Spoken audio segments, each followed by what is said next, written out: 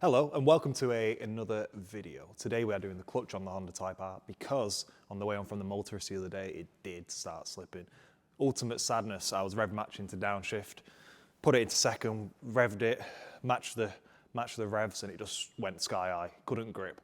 I was like, damn, I knew the clutch was bad but I didn't think it would have to be done this soon. The bite point's always been low, so yeah, here we are doing the clutch. I ended up getting a second-hand flywheel so then I could get it skimmed.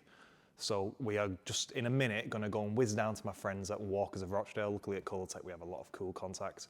They're gonna quickly skim my flywheel and then I'm gonna chuck it in the Honda and we're gonna do a clutch, flywheel, all in one. I got my clutch from Airy Motorsport, so thanks to Rob at Airy Motorsport and Johnny for giving me some tips on how to do these clutches quick.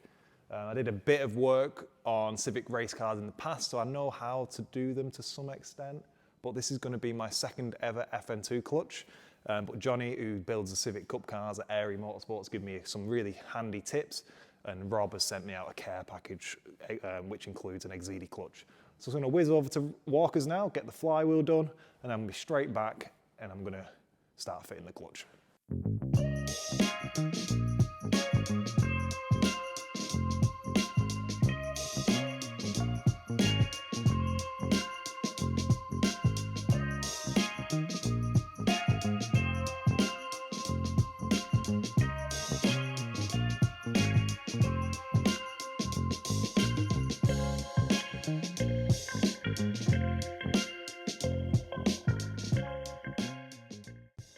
So as you can see here, the Exedy clutch kit has come with a brand new release bearing. It's come with a new clutch plate. It's actually really thick. Transmission side, so it's come labelled which side goes where. Then we got a new pressure plate as well. It has come with some spline grease. It hasn't come with a clutch alignment kit or a spigot bearing. But yeah, we are ready to rock and roll pretty much. So let's just start taking the car apart.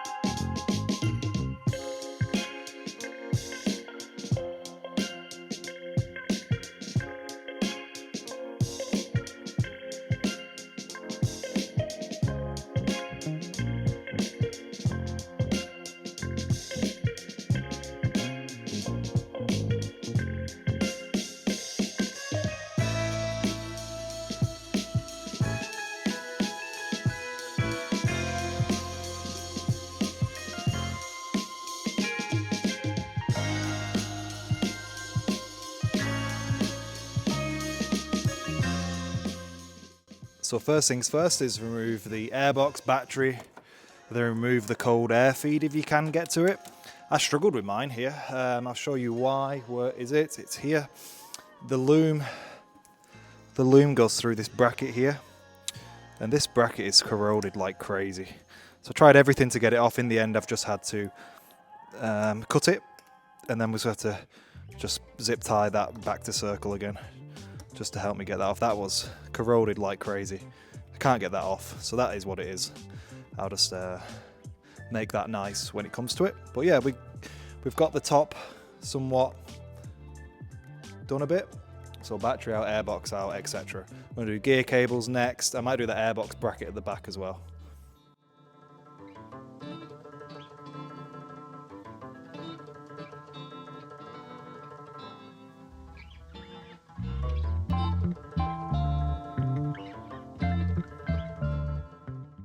So cables are unbolted and pushed out the way. I'm going to undo this bolt here, that bolt there, so I can move the clutch pipe out the way, and then I can undo the slave, which is them two there. Then I can just wiggle that out of the way. I should be able to just put it up over here near the ECU, and we'll do that next, I think. Anyway, what do you reckon? I think so. I think that's a good way to look at it.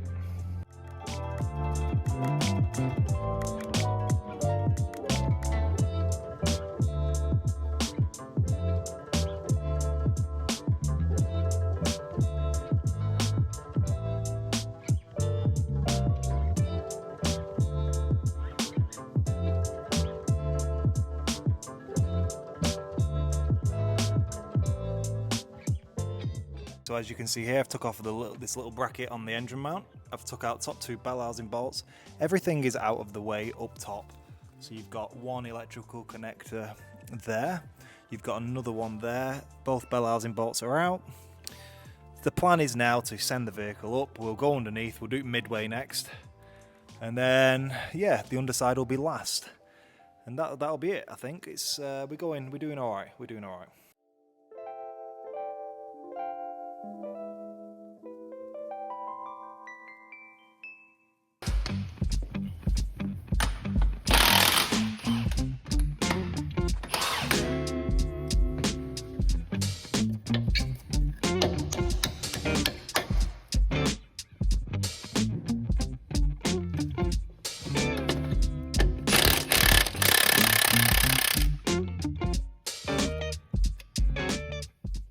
So yeah, hub nut out, 2 shocker bolts out, this out, unplug your ABS sensor as well, if it's unpluggable, or move the harness out of the way. So you can pull this hub forward, push your drive shaft out.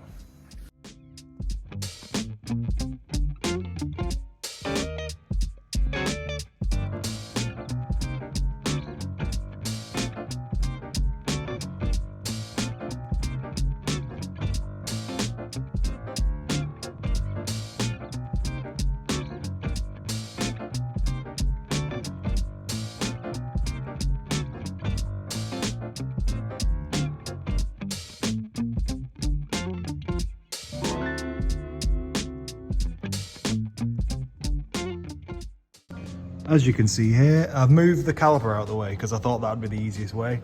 Move the caliper out of the way because this bolt here is rounded and I can't bother attacking it to get it out, just for one bolt, just for the sake of them 2 screws. So I've done that. The reason I didn't do the ball joint is because look at that. That needs a good, if that's ever coming out, that needs a very good cleanup. Also, good job I did take these out. These sliders are pretty seized in. So that's probably why the brake pedal feels a bit crap. Yeah, so we're getting somewhere that's good. Do this on the other side now. Okay, so we're on to the other side now. I've just had a very bad time with that. The nut is now mullered. It's actually okay, I've worked it on and off a few times, but air chisel through the middle, hitting it with my gigantic copper mallet. That was a right pig, but it is now moving and done. Next step of this whole procedure is that bolt, and this bolt here. And this holds this whole cross member off. You can undo them 2 there, undo them 2 there. I have skipped a step and took the under tray off as well. But yeah, it's quite minor. Just do this now. Undo that bolt.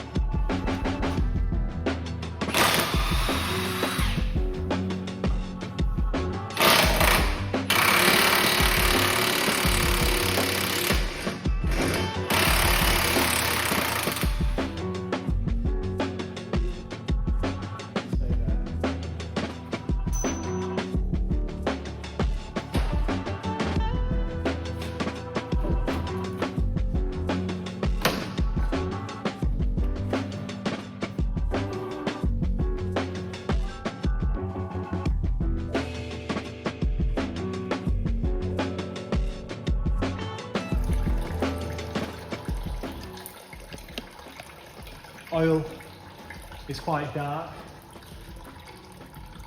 Yeah, it's quite dark, to be fair. So that's going to be great to change that, which I'm happy about. We have that fluid's manky, so Area Motorsport sent me out some genuine Honda transmission fluid. This car's not got a fancy diff in it, so it doesn't need any fancy fluids at all, which is good for my bank account. Although, by the sounds of it, doing an actual diff on these vehicles is an absolute game changer, so maybe that's something for the future. Maybe one day we take the box to Area and get the gearbox built properly. So you can see I've already popped the near side drive shaft out. I'm now doing the heat shield on the offside drive shaft along with the 3 centre bearing bolts and sliding the drive shaft out. And then I'm doing the lower starter motor bolt, which is the only starter motor bolt you actually have to do. It's quite a smart design. The upper one stays in place and you just remove the bottom one and then the box just comes out like that. Instead of taking all the ECU out and all this upper bracket, 2 stud, undo the stud from the gearbox and do it on that one as well. And that saves basically a lot of time. So as you can see, it's hanging on its own because of the dog bone mount there. So the gearbox hanging on its own. I've got 1 bolt left in it and you can see the case starting to separate. That starter motor bolt is a pig, but yeah, we are ready to rock and roll here. 1 bolt holding it in, which is that one back there. So I'm just gonna ring up my pal, get him to come give me a lift with this box so that I don't hurt myself. Okay, can you see the clutch here is out? And it is absolutely cream crackered. Can you see the corners there? See how there's just nothing left on it? It's all the way gone. All the way gone. You can see the pressure plate here has been extremely hot, and same with the flywheel as well. So if we just take you off the stand here and go up. I've undone the flywheel bolts, already made a start on that, but look at the state of that. Unbelievable, terrible. So that's good. I'm glad I got a other flywheel skim now.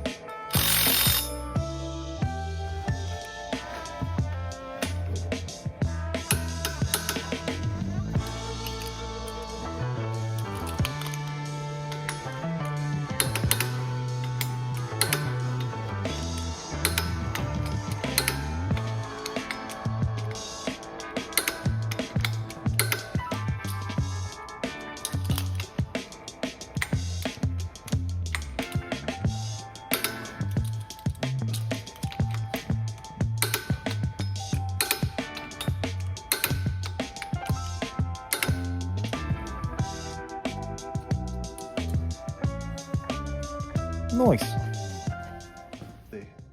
So yeah, we'll put that there. Flywheel side, and then you get your tool, special tool here, and we'll put it in. And we'll get the depth right first, like that. And then what we'll do is we'll spin this one and get a bit of clamping pressure on it. We'll take that down a bit. There we go. And that'll build some pressure on there. Right, so what you do then is you line it up best you can. Then you just give this one a bit of a nip. And that's how you centralize the clutch on a Civic Type R. Or any clutch really, this is a universal guide on how to use a clutch alignment tool. So that to me is as good as that needs to be. So that'll do me.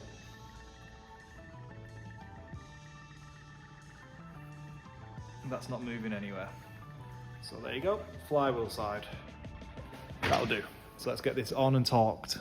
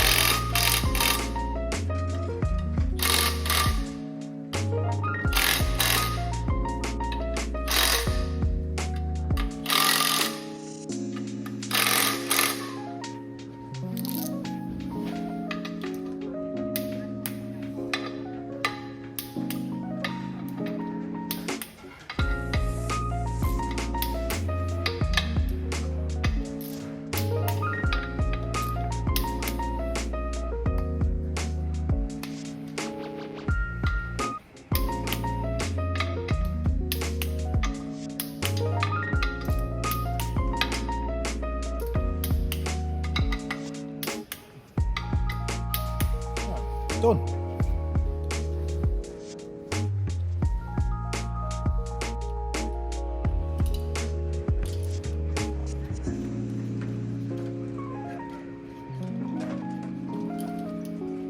Job's a good one.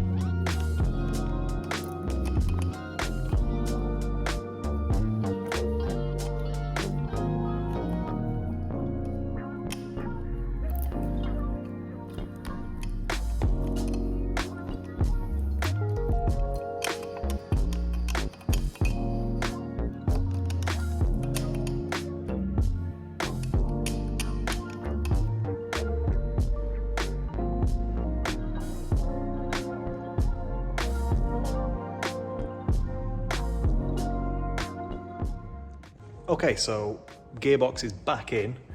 Installation is just removal of reversal. I'm not going to bore you too much with doing that because it's just the same as what I've just done. So yeah, I might put a few time lapses in there, maybe not, and I'll see you in maybe half an hour or so when it's pretty much done.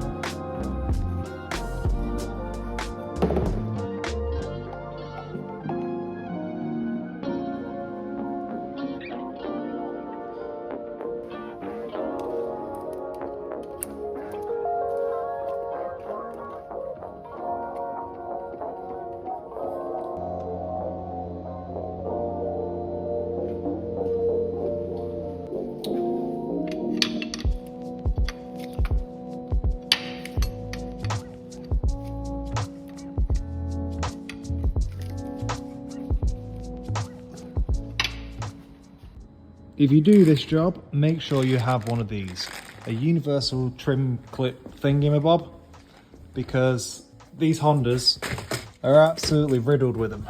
Every single arch liner, all arch liners, all underbody trays, they're all full of them. So definitely get some of those if you plan on doing these jobs. Honda is done, so if you got this far and you enjoyed the video, please consider liking and subscribing. We've got a lot of cool stuff lying around at the shop, but the Honda is the main project of the channel because that is my personal track car / fast road vehicle, etc. So hopefully see a bit more of that in the future. I've literally got some brake pads to do soon, so yeah, see you soon. Thanks for watching. Okay, so I'm just editing the video now, and I just want to say that this is not a how-to guide video. It's more just something to watch and some reference video, and just documenting my Honda. So if you do have any questions and you want some more technical bits, follow me on Instagram and give me a message, or comment down below and I can try and assist you best I can. And if you got this far, you like the video, please consider liking and subscribing. It will help. I'm trying to get 1,000 subscribers by the end of the year, so yeah, appreciate you all for watching. And the next video is on installing some PBS brake pads and brake fluid, and then potentially some testing as well. So it's good stuff, all good stuff on the Honda at the moment. I'm really into it, so thanks for watching.